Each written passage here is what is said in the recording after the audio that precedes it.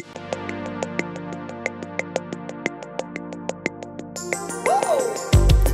think I told you not to trust her. She's all about that game. Don't go and fall in love with that girl. She will only cause you pain. Don't think she loves you, she don't mean it. Just look the other way. She's coming at you, you better run before she leaves your heart in vain. She is cold as ice, deep blue sea you can't swim in. Better think twice before you dive into that water. What you gonna do when the game is over? When you realize Hi guys, Liz here, aka Isabel Shirin, Liz for Paris Adored, and all those other people that I want to be because, well, I can. Welcome to another Coffee with Isa. I'm at a place called Borneo Sim. It's very different, I have to say. It's very different, very interesting. I've had to de-render people so that you can't see them. I had someone jumping up and down on this chair next to me. Doing like peace signs and stuff, so I thought I'll de-render you. So I de-rendered everybody in the end. Anyhow, welcome to another Coffee with Isa. It's a bank holiday here in the United Kingdom and I'm on 5 days leave from work. I just thought as it's bank holiday and you get 3 days off in a row kind of thing, I thought I'd tap another 2 days on, so it's 5 days.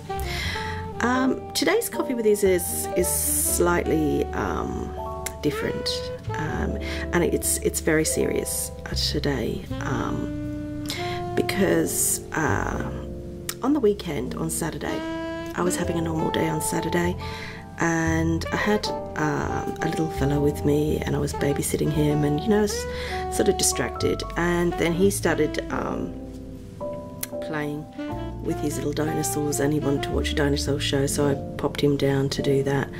And I thought I'd have a browse on my mobile phone and look at my Facebook. I run 2 Facebooks, so I run a virtual world one and I run a real life one, like I guess most people do that have virtual worlds. You kind of like tend to run 2. Anyhow, something came up on my feed about a guy I know. I've known him for 18 years. I've known him, and it was he was tagged at a post by his now current wife that had a picture of him from 2 years ago, and basically said, "I will miss those beautiful warm eyes." And I thought, oh my God, he's split up with her. His name's Gabriel, and I'd last seen an update from him sort of end of February.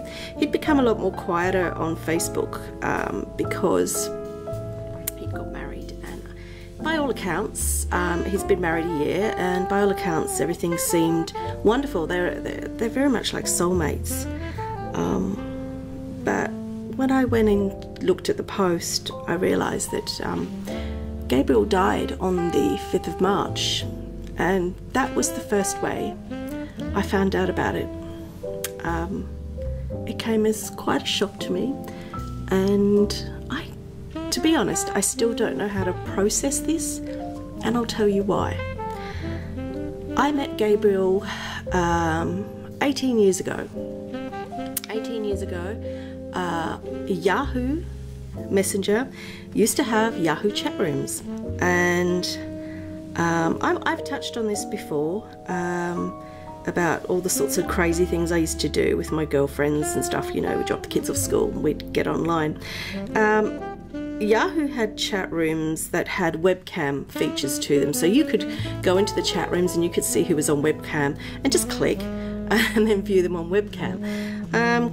Granted, a lot of it was salacious stuff, and we used to, I mean, just a bunch of girlfriends from we used to just get on there and click on them.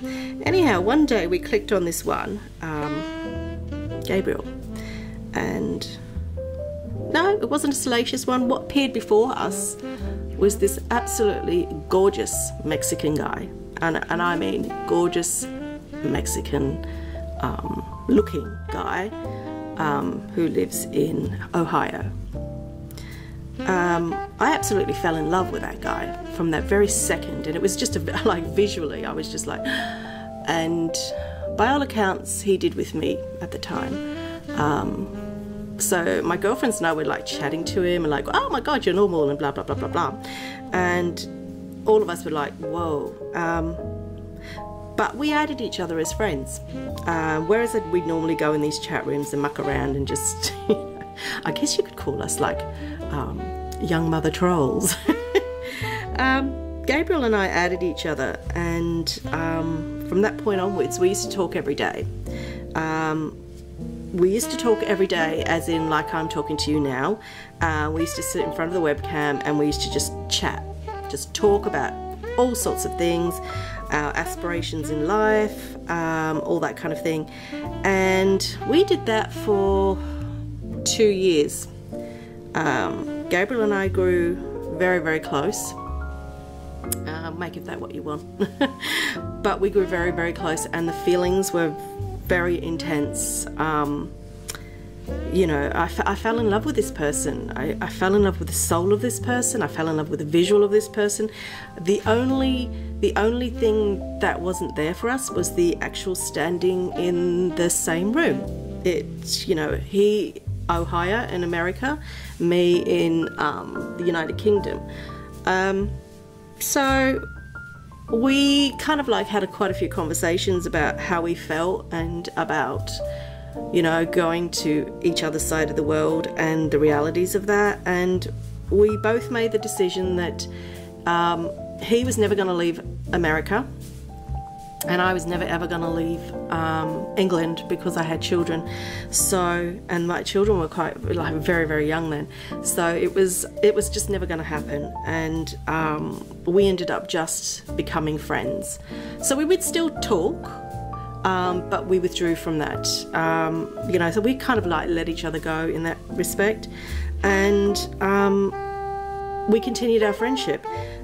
He became my real life Facebook. I mean, bearing in mind this wasn't virtual, but it is virtual, if that makes sense, because it's virtual entails through the computer, through graphics and da da da da da. But he went onto my real life Facebook, and we watched each other's lives. We watched each other's lives, and we regularly connected and spoke. And we've done that for 18 years. The last 3 years were very difficult watching Gabriel's life, because he'd got married and he'd had a son. The son he had, absolutely beautiful child, and yeah, what can I say? Absolutely beautiful child. No, actually, I tell a lie. That was more like 8 years ago now. Oh my God, I'm losing time. So we had a son.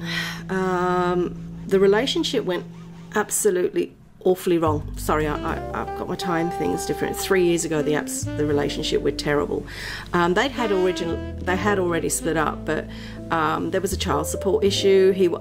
Gabriel was not earning enough money to pay her the child support plus pay for where he was living, and, you know, just general life, because, you know, I understand child support can absolutely kill someone if you're not earning a lot of money. And things went really bad for him. He ended up in arrears with his child support, ended up going to court. It got so bad that there was messages coming on Facebook about how difficult his life was, and he didn't know what to do. He couldn't work any more hours than he was doing, and he was just not able to live. Gabriel actually was so in arrears, he ended up being taken to court, and she was so she was like bitter. She was very bitter at the time. I know she's not now, but she was very bitter at the time to him, and denied him access to his child. And he ended up going to court. He was in so much arrears. He ended up going to jail for a period of time. He was released from jail, and I know that he's been spending his time since that period working really hard and paying these arrears plus paying the ongoing child support. So you can imagine it has been a real struggle. So I've watched him in the last few years, his mood swings go up and down, and him not coping with those changes. It made it difficult for him to have a relationship with anybody because he couldn't give to that relationship. He got involved with someone and he just couldn't give to that. He couldn't commit to it because he was so financially tied to this past relationship and his child, which quite rightly, I mean, he should be looking after his child, but he was looking after a child that he wasn't even allowed to see because their relationship became so bitter. So that in itself was a very difficult thing. And it was just over a year ago that he met this woman, and it was like a whirlwind romance, and they got married without anybody knowing. And do you know what? I was genuinely happy for him.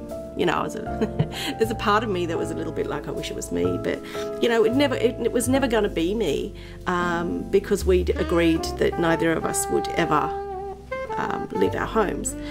And I was so happy, and she was a beautiful, vibrant redhead, and it was so lovely to watch his regular Facebook updates, how much in love they were, everything. Before Christmas, he started to put messages on his Facebook statuses. Can I just say now to anybody that sees messages on Facebook statuses and you just sit there and think, attention seeking so-and-so, stop. Don't even go there. Because those statuses were an absolute cry for help. They were the beginnings of what's happened. They were a cry for help. They were him letting us know that it wasn't okay anymore. He just could not do it. And it was no reflection on the lady he married and the wonderful relationship they had, because I know he absolutely adored her, and would never have intentionally hurt her. But what happened is to be honest, I don't really know what happened in those final days. What I do know is he just let go.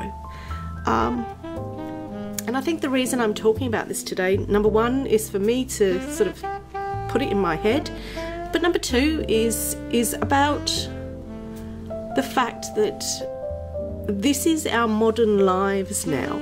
We are encountering people not just through face-to-face, we're encountering people in our lives virtually, be it by email, be it by chat rooms, be it by virtual worlds. It doesn't matter, it's all virtual, it's all that. So we're connecting with people that we would never have been able to connect with before. And we are forming real feelings, we are forming real relationships, real bonds, and real strengths with people. Now, bearing in mind, 18 years ago, I met this guy. So he's been part of my life. He's been part of most of my children's lives. You know, so 18 years ago, I meet this man, and I found out on Saturday he's gone. I don't know how I'm supposed to feel. All I do know is that it was like a lightning bolt hit me. I guess it's the same as to how I felt when other people I've been close to have passed, but also it's the real fact that I will never, ever, ever stand in the same room as this man. I'm sorry, I'm getting a bit tearful because obviously it's so fresh, but I wanted to talk about it in Coffee with Isa because it's happened to me, but I see it happening in the virtual world. I see people losing people, and this is the harsh reality of our second lives, our third lives, our fourth lives, whatever world you're in, is that we are connecting with people, we are forming relationships, and the truth of the matter is we are human and we don't live forever, and we lose people. And in this modern world, that is something else that we have to take forward, and we have to learn how to deal with those situations, how to deal with those losses that we have, of people that we don't yet quite stand in the same room with, but we connect with, and we connect with on, do you know what, we connect sometimes on such a higher plane and a stronger connection that some of my own real life relationships have never ever reached those connections, because sometimes in the virtual world and corresponding, and you open up a lot more. You're less worried about how someone perceives you. You're less worried about your idiosyncrasies, your flaws, or whatever. You open up a lot more, and you connect a lot on a sort of a different wave. So those feelings become even more raw. Recently, I've attended a virtual. Not funeral services, I guess, memorial of someone that passed. It's not someone I met, but it touched me greatly. I mean, I sat here and I attended it, and I listened to what they were saying because it was on voice, and it was just so real, because it is real. I've seen a number of posts where people have passed, and people have let people know on Facebook through groups in the virtual world, and this is the reality.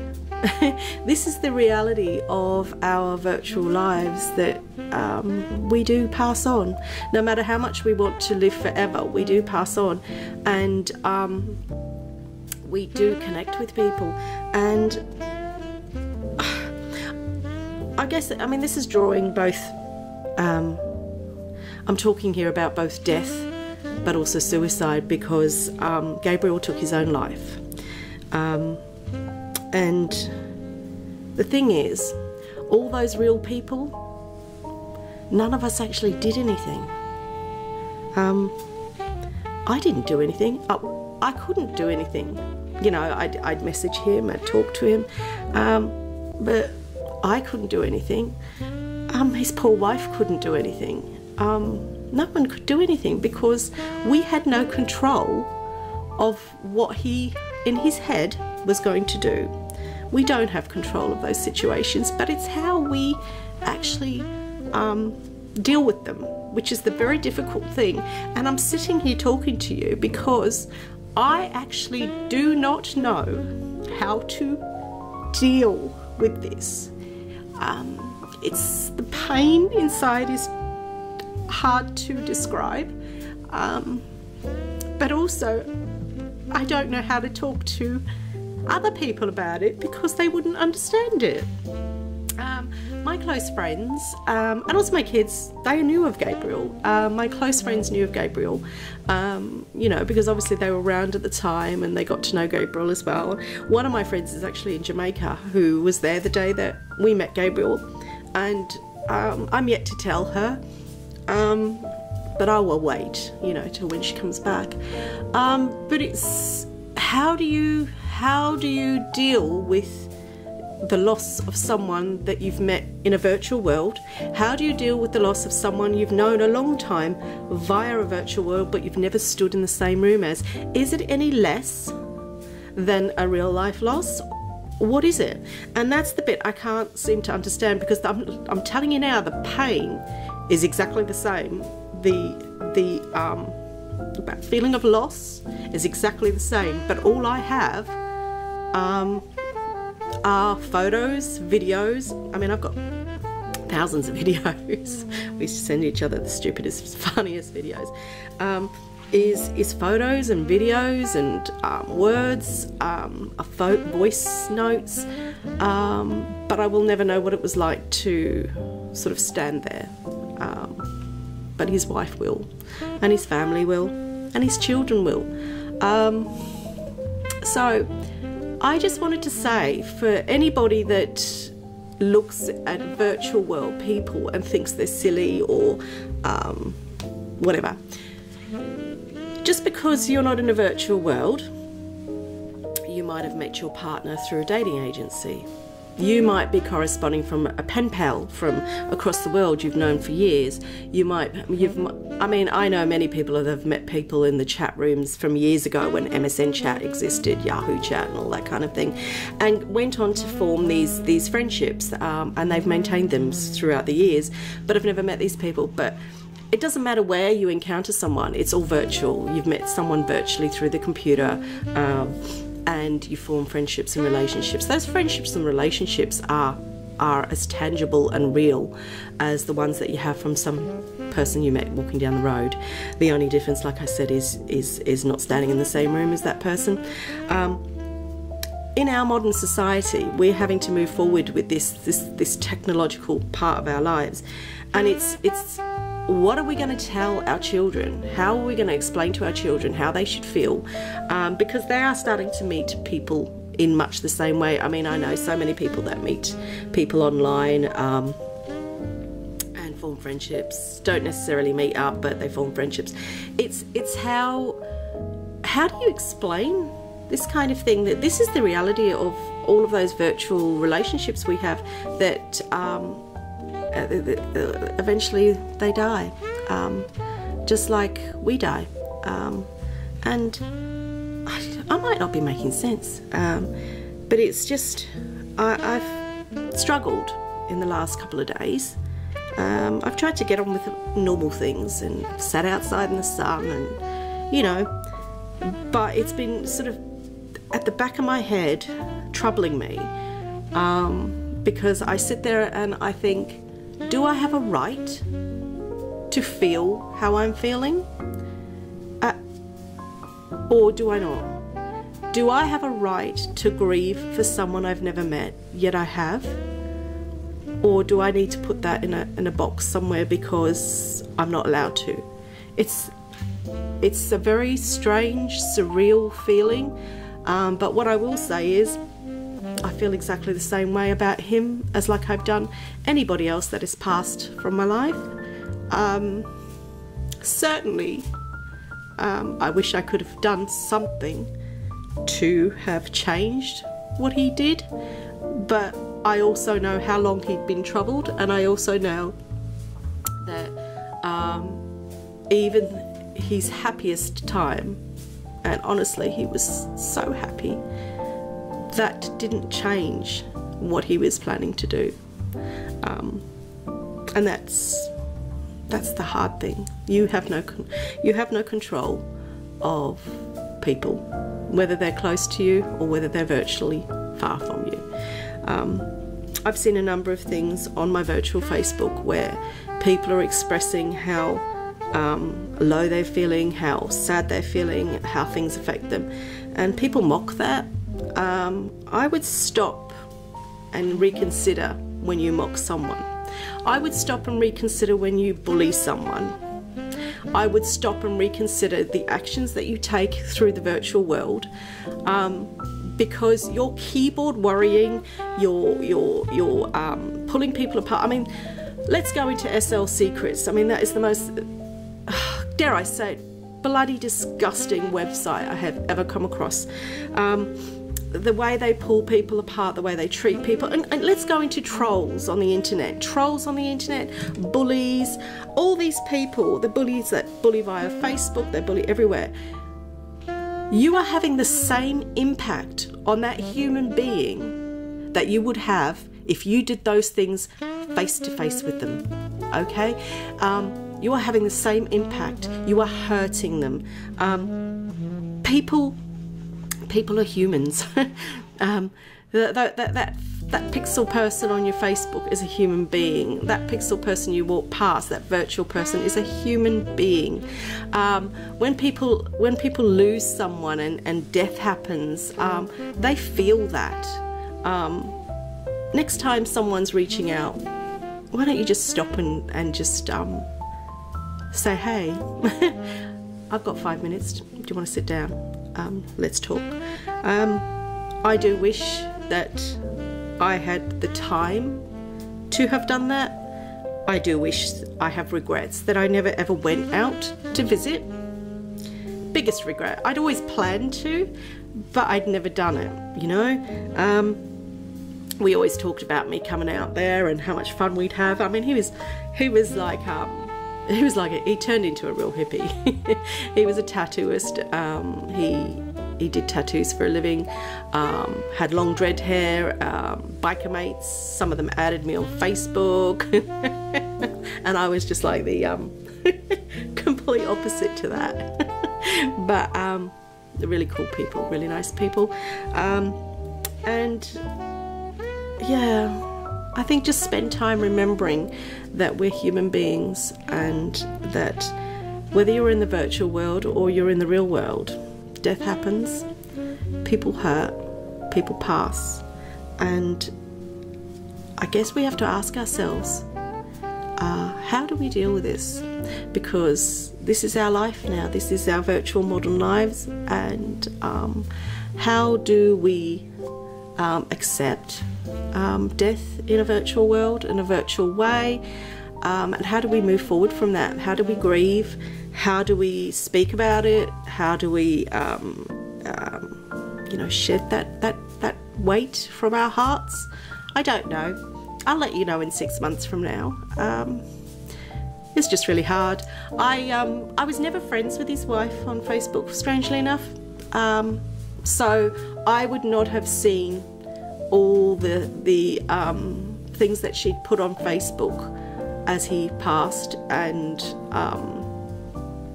what people were saying. I never saw them. The only time I saw it was on Saturday, because she actually tagged him and it went to his Facebook, and I finally saw. It's May now, 2 months after he passed. I only found out. Anyhow, sorry, this is a very serious topic today, but I spoke to someone and they said, you know what, talk about this in coffee, Liz. And so I thought, yeah, okay. It's a very emotional one, so I'm very sorry if you expected to switch onto this and get happy-go-lucky Liz. She will be back, but for now I just think we have to think about that side of our virtual lives that sadly is existing. Anyhow, I will come back next week far more my normal self, I'm sure. I'm just going to take a few days to get some of this around my head, do some reading, do some research, because I'm new to this. I'm new to this sense of loss. I'm not new to loss, as we know. I've experienced loss greatly in the last few years, but I'm new to this kind of loss.